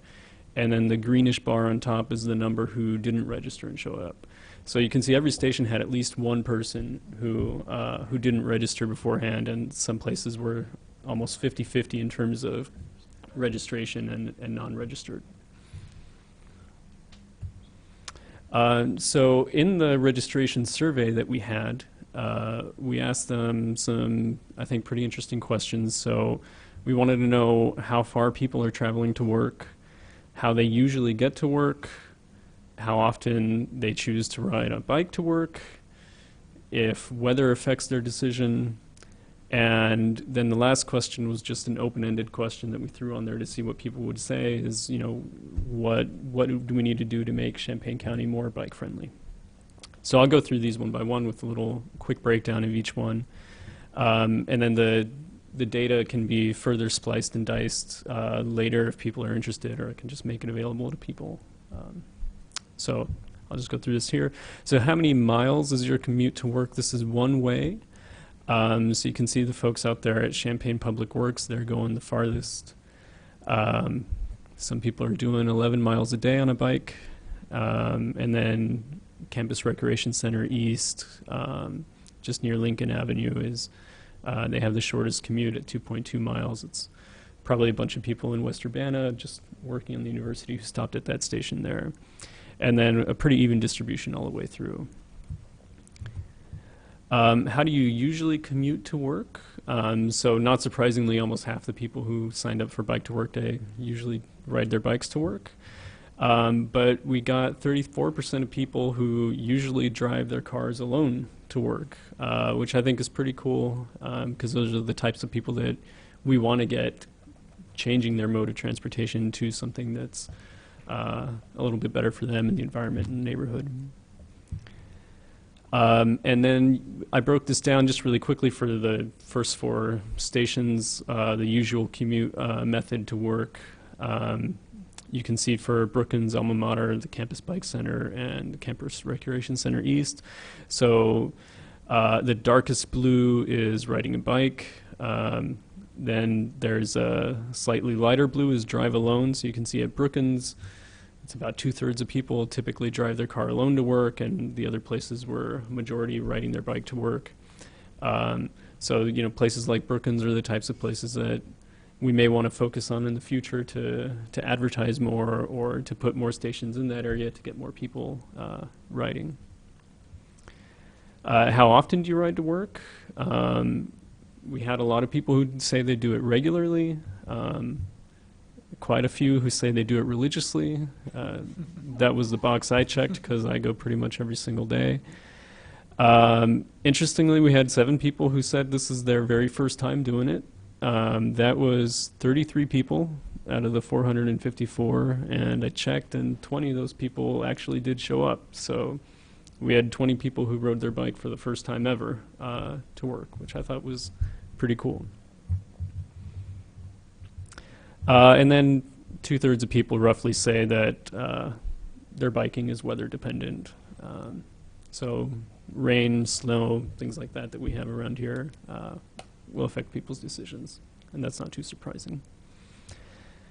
And then the open-ended question of what we need to do. I did a quick look at the 350 or so responses that we got to this question, and just a quick eyeball breakdown. There were 2 recurring themes of infrastructure and education. And then within infrastructure, people said that they wanted more bike lanes and better types of bike lanes, separated, better surfaces on bike lanes. And then with education, people really emphasized that bicyclists needed to understand the rules of the road as well as motorists. So it was education both ways for both types of users. Next we had Bike to School Day. So this was the next week on May 10th. 78 students registered beforehand, and they were coming from 22 different schools. So St. Matthew's and Leal were the top 2 schools with about 20 each. Then we had a few schools of 4 or 5, and another 22 schools with 1 or 2 students each.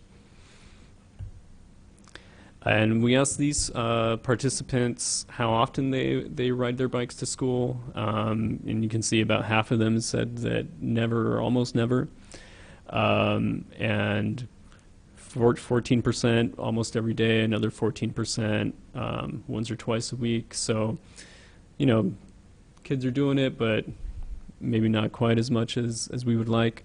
We also asked what mode you typically take to school, and you can see most kids are just getting a ride from their parents. A fair number, though, are walking. And this was a multiple choice, so you could select more than one. So we had a lot of people who walk and take a family vehicle, or walk and bike, and things like that. I guess probably also depending on weather and other circumstances. So that was that survey for Bike to School Day. That was a much shorter one. But just looking at this, a couple key takeaways and things to think about for next year as we plan Bike to Work Day and Bike to School Day. The average commute distance is 3.4 miles one way, so about 7 miles of people are biking to work each day. And for the people who did this for the first time, they had a much longer average commute, almost double the typical. And one thing I would like to know is, how people heard about Bike to Work Day, since we had so many people who showed up without registering beforehand. An idea that was kicked around was to have signs up near where the stations will be a few days or a few weeks before Bike to Work Day. I don't think we did that this year, but just to let people know that it's coming.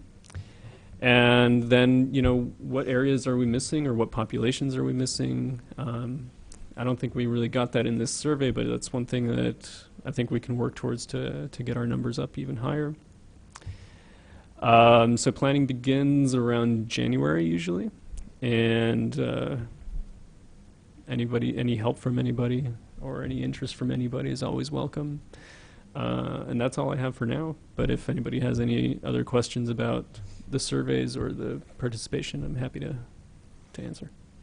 Yeah, Audrey. Who did the labor of collating the survey and providing the analysis? That was me. And inputting the survey as well?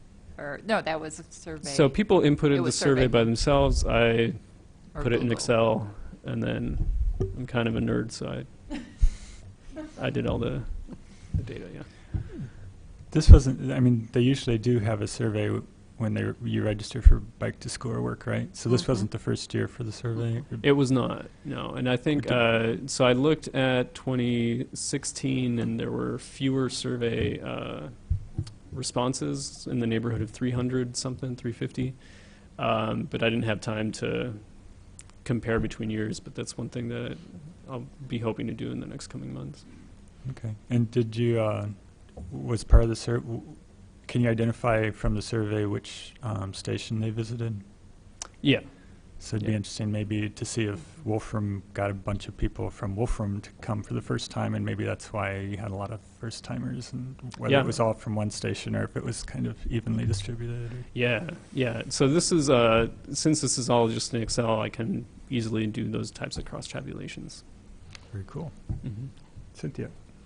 A couple of thoughts. We have a really clear process for organizing Bike to Work Day, and there were years in the past when we started right on the nose in December and January. We had 600 to 700 people sign up and participate. Mm-hmm.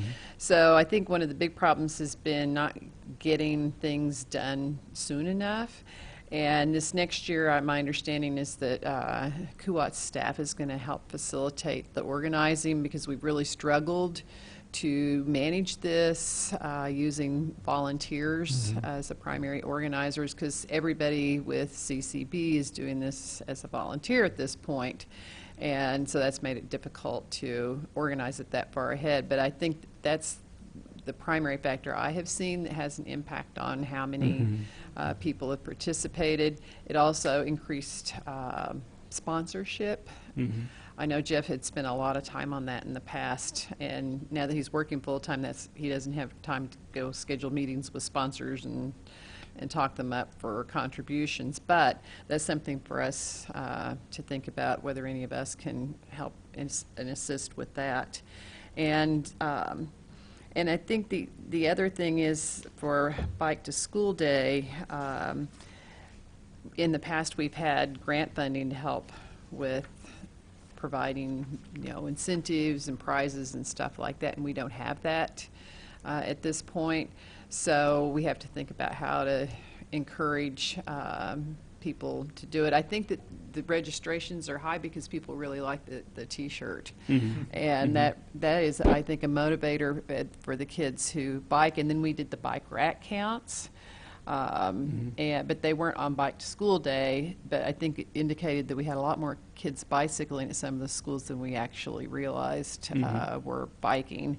So there are a number of different things there for us to look at and think about. And I think if we organize earlier and get it out in social media and other media earlier, I think that'll help us get our numbers up. Was it just putting the word out earlier that you think got more people interested, or was there some other part of starting the planning earlier that Well, we had increased the numbers? date set, we had the stations located, there were communication with the station managers earlier, and people were able then to allocate, time for working on that. The last couple of years, it's been very tight turnaround, and people have struggled to organize everything they needed to do for the station in the time period that we had. Having the stations figured out a month in advance would be very helpful, and communications with the station manager starting in February, I think, would be really helpful. I would also just echo that. I think it was like 2 years ago, the website registration didn't open until like a week before the event. And I was checking for like several months prior to it to see if it was open, and it wasn't open. And for my family, we have 3 kids, so whenever I bike to work or bike to school, there's a lot of coordination between my wife about who's picking them up and taking them, dropping them off or whatever. So there has to be some coordination. So a week out, sometimes could be a challenge. So that's the the more lead time that we have, then it's easier to kind of work it into the schedule. Okay. Sue? I'm wondering, in the survey, if it might be useful to ask people what they might want to know more about to, inspire them to bike more. Like, would they be interested in knowing about the gear? Or would they be interested in knowing about the good routes to get to where they're going, and that sort of Okay. thing? Like, what worries them? Okay. Do we Yeah. ask them how they found out about it? We do not, but that's one question I We want should do that. have Yeah. next year. Yeah. Annie?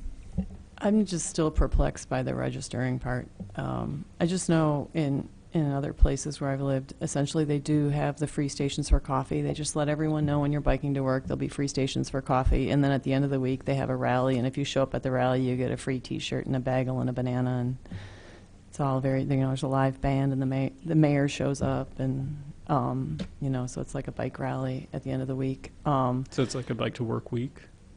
Yeah, absolutely. And so it's like everybody, and so you'll be so it raises awareness on multiple levels, because people who are driving are like, why are those people out there? What's going on? And people who are biking are like, oh, look. And so the bike stations tend to be run by volunteers. And then like in Chicago, for example, Active Transportation Alliance, I think, no, the city actually took it over. The city is now running the bike rally. And then there's competitions. So like it would be Wolfram versus University of Illinois versus, and so there would be competition.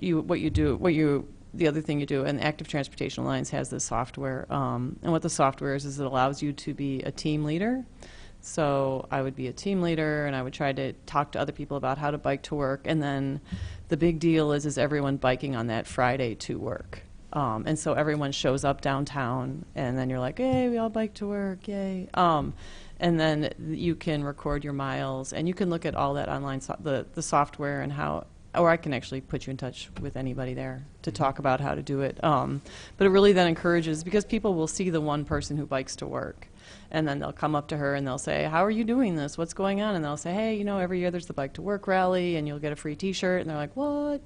So that's just another way to do it that's different from, so that's the way to get people to register, but then there's a real specific reason for registering, because it's a competition and you're trying to, versus just here's a registration and fill out a survey. And I had a couple people ask me, should I bother with this? I don't want to do this. I don't want to, like, people were like asking me if they should do the survey and why should they register? And I was like, Probably going to ride anyway.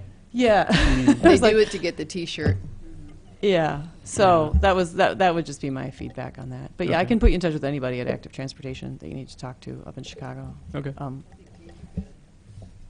Mhm. Yeah, because it'd be like City of Urbana versus City of Champaign. Well, we have that, you know. Who won this year? I believe Urbana. it was Urbana. Yes. And then they have the competition between, like, you'll have a bus, a bike, a car, try to get to one destination, and who gets there Oh, the yeah. fastest. I mean, it's pretty simple. Question, though, about like this slide right here, I'm not sure which category I would have been in, or only certain people in those categories, like, did So you have you to work? registered Yeah, and you showed up at the station? so it's by station, Yeah. So which station did you go to? Urbana. Yeah, so you're one of those 37 in And the then, bottom then bar. when you had the mileage for the commute, that was more by, That was from the survey. We just asked people to tell us how far their home is from their work. Mhm. Maybe you could send this to Leslie and she can share it with us. Sure. Yeah. Audrey? Well, you have you have 45 people at Uni High, but only 4 students made the bike to work, I think, for Uni High. So all these Yeah. people are non-students, non-high school students. So the bike to work station could be anybody who lives or works near Uni High. So not necessarily Oh, so they may starting or be ending students. there. They Yeah. may be. Yeah. These may be. Yeah. Yeah. Okay. Mm-hmm. I could have gone there. Mm-hmm. Okay, so high school students may have been participating in this bike to work They might have done it this as day and opposed not the to following bike to week. Yeah. school Mhm. day. And so the schools then could compete. I didn't. There was 22 schools, which I Yeah. was really surprised by. And they could all compete with each other. The teach, you could get mentors who know actual paths that are safe to get to and from. We should Yeah. clarify, the schools did not participate. There were children at the school who participated. Mm-hmm.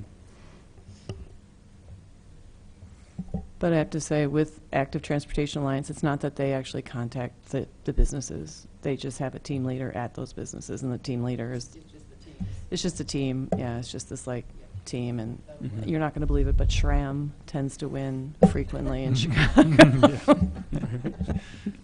Okay, thanks. And is Champaign County Bikes the main organizer of Bike to Work and Bike to School Day? Or Yeah, I mean, I would say Jeff probably does most of the organizing, and there's a meeting, though, that involves Do you Champaign have- County Bikes, City of Urbana, City of Champaign, MTD, RPC, and so is there a committee? And like if Yes. Annie is especially interested in improving it for next year, she could join a special committee to. yes, absolutely. Okay.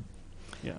The way this worked in the past was it rotated around. MTD organized it, City of Urbana at one year, City of Champaign, and then Champaign County Bikes, Jeff took it on. There were about 3 years where they were the primary organizers, but this next year, the RPC will be doing a lot of the legwork, but there is this organizing committee.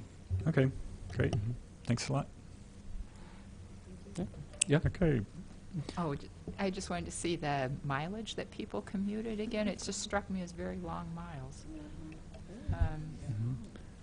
I will say at Champaign Public Works, I don't know what the total number was, but I know there's one guy that rides in from Monticello, so he probably skews. Yeah, it might Skews help it up to a have little a. There were about 10, 12 people who Okay. do 15 miles one way. I was gonna say or you could more. put it in on each of those bars too, to how many Yeah. people, so that we know what the statistical significance of those numbers are. Yeah, and the ones who actually showed up and did it, yeah. Yeah.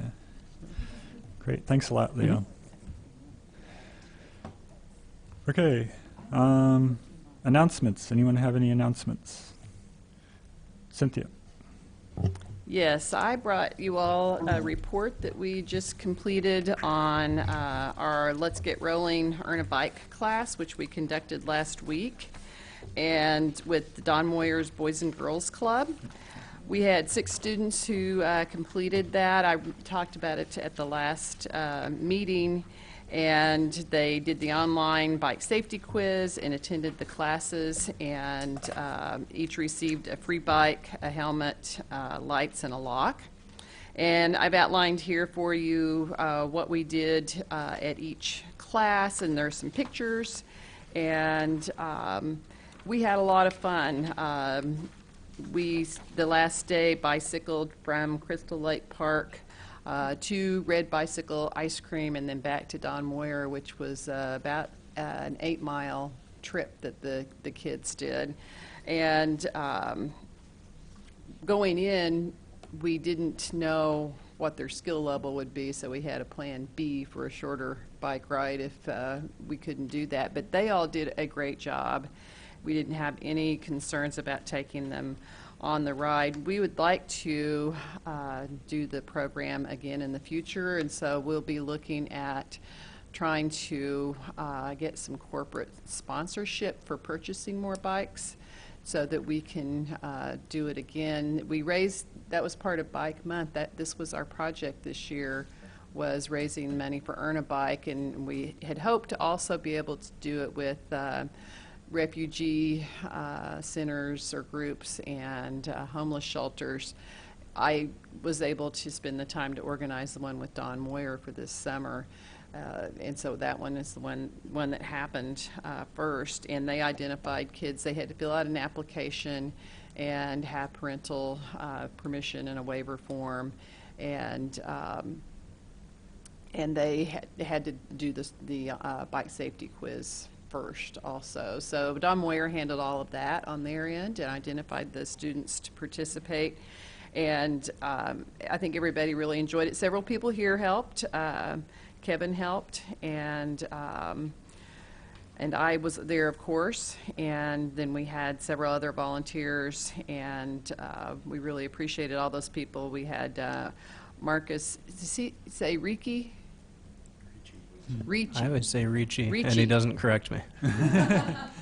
Jeff Yockey, Phil Graff, and then Ben Leroy and Aaron Hoyle-Katz also helped with various classes. So we wanted to thank all of them for that, and I just thought you all would like to see how it all worked out. And this was our pilot program and effort, and I think it was a real success, and so we would really like to continue to build the program if possible.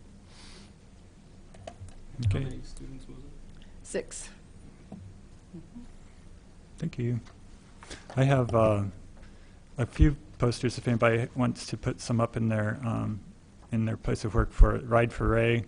It's Ray Spooner rode across the country to help raise money for ALS because he had ALS, and that was kind of one of his last wishes in 2015. And it's personal for me because I rode with him for about 640 miles. I rode with either him or part of his team. And so this is the first inaugural ride for Ray to help raise money for ALS, and that is August 5th. And you can get more information from rayslittlерide.com or just contribute in my name, 20 cents a mile, for be about $25. So any other announcements? Cynthia. I have one more. I don't have the flyer posted yet, but I will create an event and post it. Neutral Cycle wanted to host a beginning adult bicycle class, and so we will be doing that on August 12th, and it will be from 9 to 11:30. And this is for people who just want to be able to bicycle more confidently and safely. It's within the League of American Bicyclists curriculum. It's called Adult Bicycle 1, 2, 3. And we're recommending people take the online bike safety quiz first. That's been really helpful. And come to the class. So we'll be posting that in various places, but I wanted to announce that that's happening. And also, I looked it up in case anybody wants to mark their calendars. The National Bike to Work Day next year will be at May 18th. We tend to do it earlier in the month so the students can participate because they've left town by May 18th. And, but just for information purposes, we ought to start thinking about the date this fall so that we can get our organizational efforts underway earlier. Anyone else? Okay. Oh, Bill.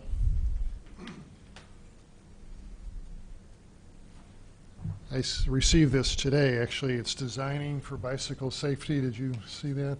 It's a 2-day workshop at the MTD terminal, Illinois terminal, August 31 and September 1st between 8 and 4:30. There's a second session, 2-day session in Chicago, but I thought I'd just focus on the one in Champaign. So 2 instructors, Brooke Shruvey and Greg Bakos. I don't know if they're pronouncing their names right, but Designing for Bicycle Safety may be of interest to some of you. And I could send this to Leslie and she could email it out to all of you so you have that information if you're so interested. Yep. Thanks. Okay, we'll go on to future topics. And I admit I don't know what you do with future topics. I noticed last week you had Bike to Work School Day, which Leo took care of, and then University Avenue safety improvements. We had area-wide bike registration on there last week, and lost bike report and speed reduction for city streets. So are these just suggestions to staff about things to bring forward, or do people get assigned these sort of things? We have one. So we usually will bring forth a suggestion, but then Leslie will ask for formal agenda items if somebody wants to report on something. So like right now, I would consider this to be like the brainstorming of items. But you know, anything that they could always email Leslie and we could put it on the agenda. What we'll do usually is staff will review those. We'll discuss those with the chair ahead of time. Sometimes we have so many that we can't put everything within one meeting, and we usually will yield to the chair on how they want to approach that. Okay, thanks. So any suggestions for future topics? Bill? Well, Craig and I are aware of this, and maybe some of you are too, and this is a constant challenge. But the topic is for us to think about at the next meeting of how can we brainstorm and reduce bicycle riding on sidewalks downtown. And we have owners, merchants that bring this up to our attention. Craig and I can give you the history of what we've tried in the past. But anyway, I don't think this commission has looked at it before, and we struggle with it. We have an ordinance that prohibits it, but it still occurs, and sometimes people are injured. But it's bike riding on sidewalks. I'm told that despite our bike lanes, it doesn't seem to help all that much. So I don't know if that's true. I haven't personally checked that out. But anyway, there's a lot of bike riding on the sidewalks. I would like to request that perhaps we could try and recruit some volunteers to do some counting for us, because I rarely see people biking on the sidewalks in downtown Urbana. I see it on campus and in downtown Champaign more often. And so it would be interesting to know, sometimes perception is different than reality. Not to say that having people bike on the sidewalk isn't a problem, because it certainly is. But I think it would be helpful if we had that, and I'm not quite sure how to do that. Maybe we could ask some other communities how they have counted that. I think they've done it in Iowa City. It'd be nice to know how they do that, so that we could think about being able to document it. Could we also do it at the same time? Weren't we going to count pedestrians trying to get across the street at the beg lights, the beg push buttons in downtown? Could we look into maybe do it at the same time as that? It sounds like maybe two different discussions, one on counts and one on sidewalk. There may be signage or other ideas people could think of between now and then of other things we could try. I mean, even if just a few people are doing it, I'm sure it's very bothersome to some business owners. Any other topics, future topics?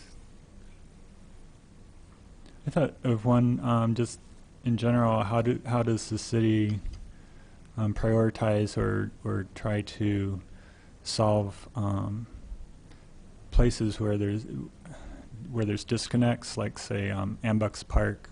How are we? What's our strategy for making that bike path happen south of University through MTD and across the railroad tracks, or a couple of the public housing place, like the newer one on Kerr Avenue. How can we connect that to Cunningham farther south, and then the new one that is proposed for the Urbana Townhome site, or the Aspen Court area, how to get that to Philo Road by the billboards. So those three areas kind of are choke points of making pedestrian connectivity better, or cycling. So I'd be interested in just kind of knowing how the city goes about accomplishing those connections, and if there's anything that we can do to prioritize them or whatever. Any others? Maybe I was asleep, which I could have been. But I would love to know what we're going to get done this next year for bike and pedestrian stuff. I think we've gone through it maybe once before, have we? And I know we gave the presentation to City Council about what we were going to do. But I know I keep telling people, oh, what's the street over here in front of the co-op? Is that it's not University. Illinois. I always forget the name of that street. I know it's so obvious, Illinois. But I keep telling Illinois is going to get bike lanes. I don't know why I have this in my head that Illinois is going to get bike lanes. But I would just love to know like what we're doing in that way, because that way we can spread the word and say, hey, this is happening. Because you know, I'm sure you are all in the same situations. I just get a lot of grumbling from people like, oh, I just moved here from XYZ and I can't believe this is the infrastructure, and I can't believe like I can't get across Vine with my kids, and I can't, you know, or get to the whatever. And I'm like, I know, I'm sorry. Better stuff's coming. But if I could be really specific. So I don't know if that's possible. Well, I can answer that question right now. So, I mean, you know, we're doing the Bradley Avenue bike lanes. Most of our resources are directed to the MCOR project. So that's heavy, intensive funding there. So that's pretty much where we're putting our resources bike-wise. And then we're also doing the bicycle wayfinding, you know, which we haven't yet had our kickoff because RPC is focused on the PED master plan, and then also the Curtis Road study, but we're getting ready to get that kicked off. But that's where most of our efforts are. We don't have any other bike lanes installations or sharrows or anything planned yet for this year. So yeah, MCOR is really intensive. I mean, if probably haven't been down there, but I mean, they of course we were shut down for a week with the budget issue, but they you know, we've been blessed with some good weather. They're making some headway. You know, that could be a topic where I could, you know, give an update. I will be giving an update to the business development community here in August when we get a little bit farther along, and I could certainly do that in August with you folks. And there is some really cool drone footage that's been going around. So a lot of the consulting engineers have hired, and the U of I have hired people that have flown drones through there. Mm-hmm. So that's pretty cool. Okay, any others? Audrey? Well, Annie's comments just take me back to the survey that we were that we opened with, the survey discussion. So we kind of left it at, oh, this is gonna happen, we're gonna spread it at the word. Do you need help, Kevin? Should I get a flyer up at the libraries? Contact all the libraries and get some flyers posted at the terminals or something? If you want to put together a flyer, that would be great. And then, I mean, I think Marcus has done a great job of getting the word out so far, and I think we should be able to get the word out to anybody that's missing, just electronically, but getting physical flyers up would be awesome. Okay, so I should call you tomorrow? Yeah. Okay. Okay. Anybody who wants a flyer, call Kevin tomorrow. Any others? Okay. Is that it? Okay, seeing no further business, this meeting is adjourned. Thank you all very much.